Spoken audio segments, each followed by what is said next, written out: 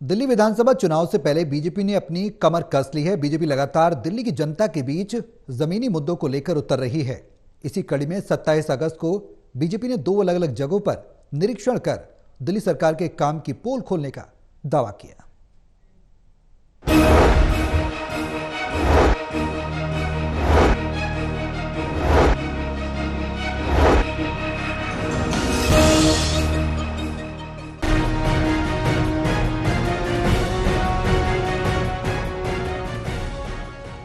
दिल्ली विधानसभा चुनाव से पहले बीजेपी ने अपनी कमर कस ली है। बीजेपी लगातार दिल्ली की जनता के बीच जमीनी मुद्दों को लेकर उतर रही है। इसी कड़ी में 27 अगस्त को बीजेपी ने 2 अलग अलग जगहों पर निरीक्षण कर दिल्ली सरकार के काम की पोल खोलने का दावा किया। दिल्ली बीजेपी अध्यक्ष वीरेंद्र सचदेवा, दक्षिण दिल्ली सांसद रामवीर सिंह भदौड़ी और नगर निगम में नेता प्रतिपक्ष राजा इकबाल ने मिलकर अचानक दिल्ली के कापाशेड़ा इलाके में एक एमसीडी स्कूल का निरीक्षण किया और वहां पढ़ रहे बच्चों की खराब अवस्था का खुलासा किया। खुलासे में सामने आया कि बच्चे दरी पर पढ़ने के लिए मजबूर थे। नई क्लास में टेबल डेस्क, यहाँ तक कि टीचर्स भी मौजूद नहीं थे। साथ ही पीने का पानी और साफ शौचालय भी बच्चों के लिए उपलब्ध नहीं थे। हमारे सांसद श्री रामवीर सिंह भदौड़ी आज दौरे पर थे तो जानकारी मिली थी स्कूल के बारे में।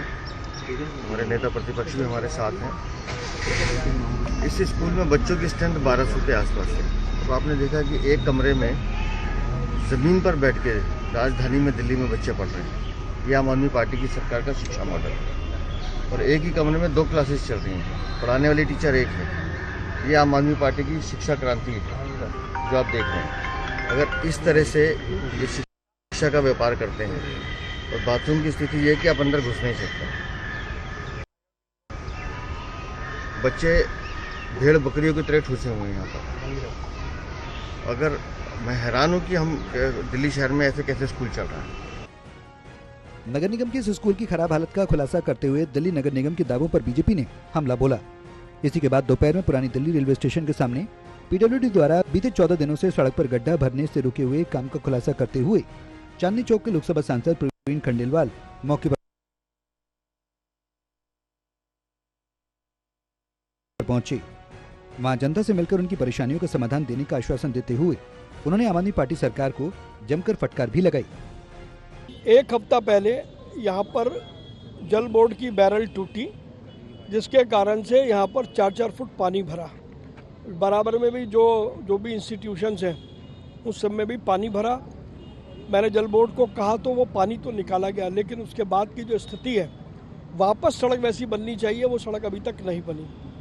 दूसरा, जब अभी मैं यहाँ पर आया तो लोगों ने मेरा ध्यान दिलाया कि पटरी पर तमाम तरीके का अवैध कब्जा है और यहाँ पर ये प्राइवेट बसें आकर के खड़ी होती हैं, जिसकी वजह से ट्रैफिक हमेशा जाम रहता है। मैंने अभी कॉरपोरेशन के डीसी को कहा है कि पटरी को बिल्कुल तुरंत प्रभाव से खाली कराया जाए।